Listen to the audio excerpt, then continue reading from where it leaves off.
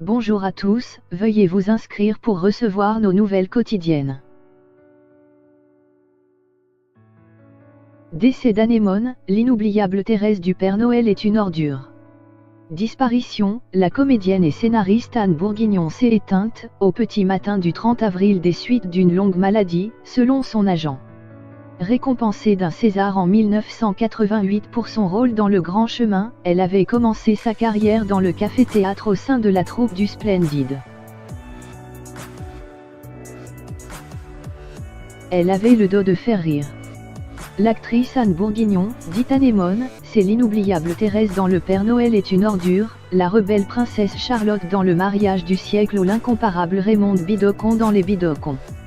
La comédienne et scénariste s'est éteinte au petit matin du 30 avril des suites d'une longue maladie, a précisé son agent Elisabeth Tanet.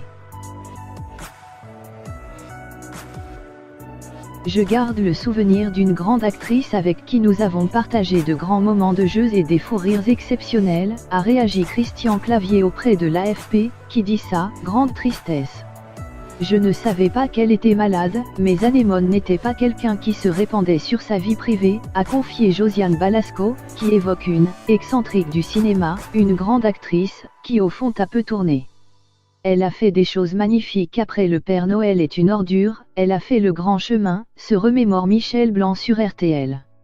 Elle avait cette puissance comique, en même temps elle était très belle, très séduisante et très folle, elle a toujours été très folle. Anne Bourguignon, fille du psychiatre André Bourguignon et de Claire Justin Besançon et issue de la grande bourgeoisie parisienne, est une adolescente rebelle. Après avoir été renvoyée de son lycée, elle découvre les milieux culturels, underground. Elle y côtoie certains artistes, dont l'écrivain Marco et le réalisateur Philippe Guérel. C'est lui qui l'a fait tourner dans son premier film, Anémone en 1968, qui lui donnera son nom de scène. La jeunesse de l'actrice est riche. Dans ses interviews, elle n'hésite pas à se confier sur ses soirées déjantées à New York dans le loft d'Andy Warhol. La jeune femme se lance ensuite dans le café-théâtre où elle dîne presque tous les soirs avec Coluche, qui lui donne son premier grand rôle en 1977 dans Vous n'aurez pas l'Alsace et la Lorraine. De ses années dans la troupe du Splendid, elle ne garde pas beaucoup de contacts, excepté avec Michel Blanc, François Clavier ou Thierry Lhermitte. On a essayé de s'expliquer mais bon, évoque-t-elle dans Gala en 2014 à propos des histoires conflictuelles entre eux sur son pourcentage dans Le Père Noël est une ordure. L'année 1982 marque un tournant dans sa carrière, puisqu'elle devient à jamais pour le grand public la Thérèse de SOS Détresse Amitié dans le film de Jean-Marie Poiré. C'est fin, très fin, ça se mange sans fin. Oh une serpillière, c'est formidable Thérèse, je suis ravie.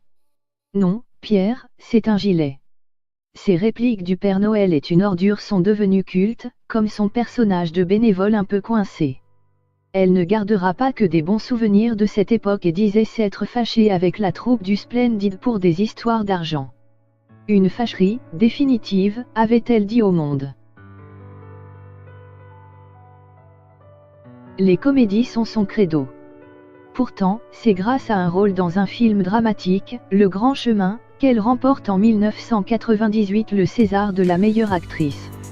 J'ai dû me battre pour faire des rôles sérieux, déplorait-elle en 2017 dans une interview à Télérama. Comme j'étais étiquetée comique, pour les gens, j'étais forcément moche. Et comme j'étais drôle, on me trouvait vulgaire. C'est pourtant beaucoup plus difficile de jouer la comédie que le registre dramatique. Tous les acteurs comiques ont un dos dramatique, alors que l'inverse n'est pas forcément vrai. J'aurais adoré entrer à la Comédie Française. Mais je n'étais pas du genre à tirer les sonnettes.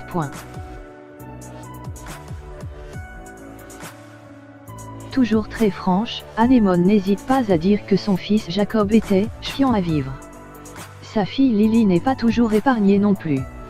Les enfants, ça bouffe et après ça fout le camp, confiait-elle à Gala. Quand vous en avez, vous dites adieu à votre vie, à votre personne, à tout. Mauvaise mère. Pas facile, mais généreuse grand-mère. Depuis plusieurs années, abandonnant le cinéma, elle avait retrouvé le plaisir des planches jusqu'à son dernier rôle en 2017 dans la pièce Les Nudes au mouchoir.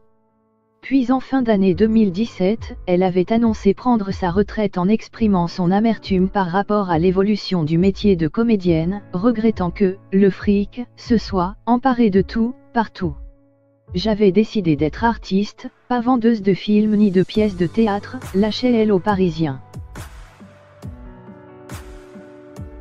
En 2018, cependant, Ella a tourné un dernier long métrage, La monnaie de leur pièce, d'Anne Lenny, son dernier long métrage.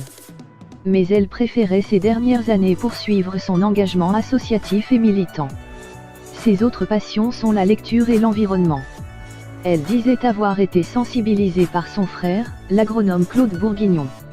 Elle a été la porte-parole de l'association altermondialiste Attaque en 2002.